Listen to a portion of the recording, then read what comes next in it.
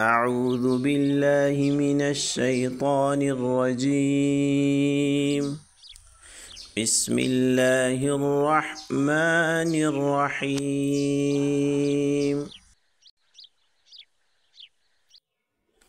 سورة الانفطار مكية. إذا السماء انفطرت وإذا الكواكب انتثرت وإذا البحار فجرت وإذا القبور بعثرت علمت نفس ما قدمت وأخرت.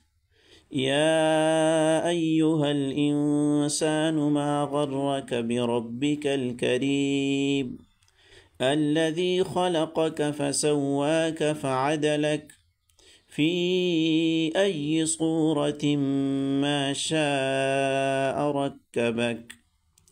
كلا بل تكذبون بالدين وإن عليكم لحافظين كراما كاتبين يعلمون ما تفعلون.